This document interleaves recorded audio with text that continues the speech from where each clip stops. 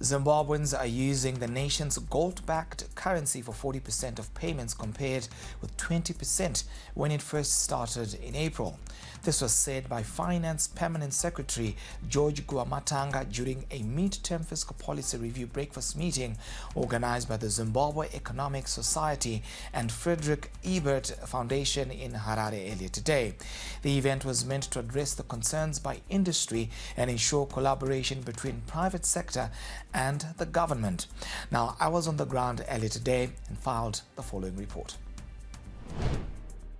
The mid-term budget presented by Treasury provided tax relief measures in the face of the apparent El Nino-induced drought. It also brought support initiatives for Zimbabwe's new currency, the ZiG. The budget, what does it mean to the ordinary person? The changes that have been done. The changes that have been done actually means that the price of beef, pork has actually been reduced. Both meat has been reduced because we have removed part of that. In a bid to encourage the adoption of the domestic currency, Treasury raised the thresholds for corporate tax payments to a 50-50 ratio between the ZiG and the US dollar, an initiative that will be fully operational by the end of the year and also allowed certain imported goods to have duties paid for in the ZiG. Stats show this is beginning to pay off as there is now an increased usage of the domestic currency. When we introduced the ZiG, I think the balance or portion of trade in the economy was 80-20, as indicated earlier on. Actually, now we are on 60-40. So there's been a very marked increase in the use of the ZiG. From a government revenue perspective, it's the same picture. It has also moved from this 80-20. The latest numbers that I was looking at yesterday, it's actually on 61-39. Authorities highlight local banks and retailers have a role to play in the widespread adoption of the local unit. It's the role of the other economic players to actually distribute the smaller denominations. The smaller denominations are there. You go to the Reserve Bank with a lot of coins, with a lot of the $1, a lot of the $5, but you will find that those who are actually supposed to collect them and distribute them to the public are not doing so. That's why as government we have tended to resort to using a home link. A few weeks after the mid-term budget review, stakeholder feedback shows there remain currency circulation concerns and currency stability questions going into the future. How are we failing to ground the economy to its key fundamentals that make a difference in an economy? Parallel market premiums between the ZiG and the US dollar are becoming more pronounced, positing a threat to the stability of the domestic unit. Eben Mabunda for ZTN Prime in Harare. We now cross over to Andy Hodges to discuss some of the issues that are topical regarding the currency.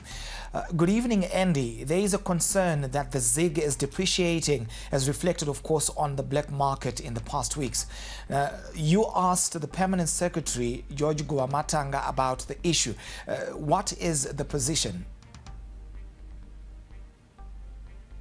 Yes, George Guamatanga was very direct and very straightforward. He said, first of all, he has no understanding why the market is doing that. And he also attributed it to companies' cost structures. He said that company cost structures were extremely high. And in fact, he believed that some corporates were pushing up that rate as high as they can to meet some of their cost structures. In fact, he even mentioned the words they want to buy their S-classes and G6s and send their kids to school. He actually went that far. And he said that there's no reason why the exchange rate on the parallel market should be where it is. And how can somebody who's got $2,000 determine the exchange rate for the entire country? In fact, he said that on the parallel market rate, only 5% of transactions are being done. Now, if you work this out, you see, remember, Zimbabwe gets about $500 million a month through export receipts, which goes into the banking system, plus diaspora remittances, of course.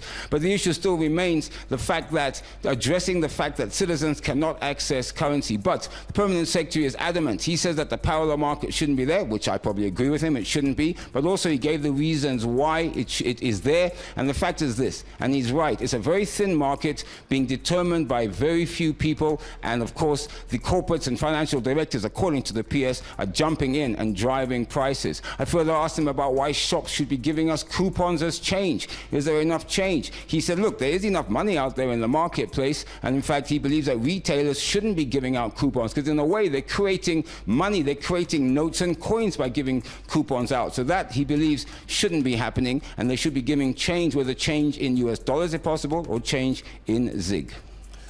Now, of course, much to decipher there, Andy. Now, corporates are complaining that they're not accessing Forex from the Reserve Bank of Zimbabwe. What is the position of the ministry where this subject is concerned? There have been growing market complaints by corporates that they are not able to access foreign exchange from the Reserve Bank of Zimbabwe. Now, the permanent secretary, again, I asked him the question directly. He said that he went and he looked at the top 20 clients who are asking for currency. They're asking for about 48 million US dollars. He said of those top 20 clients, he says only one of them would he actually give currency to. And what's the reason? Well, the reason simply is this. He's saying that a lot of these companies on that top 20 list, or 19 of them, actually a lot of their business is done in cash sales. For example, he mentioned a beverage company that was on that list, whereby customers are going in and buying their product in US dollars. But when you go and look at their accounts, according to the permanent secretary, you don't see any cash deposits. So what these corporates are doing, according to him, is they're keeping their cash deposits in their lock boxes, in their safe deposit boxes, and they're then taking the ZiG they're receiving and trying to convert that through the central bank to buy Forex. His argument is this: why are you doing that? Why don't you just use the Forex that you have from cash sales and use that, rather than complaining that there's no currency in the marketplace? Because the problem, of course, is very simple.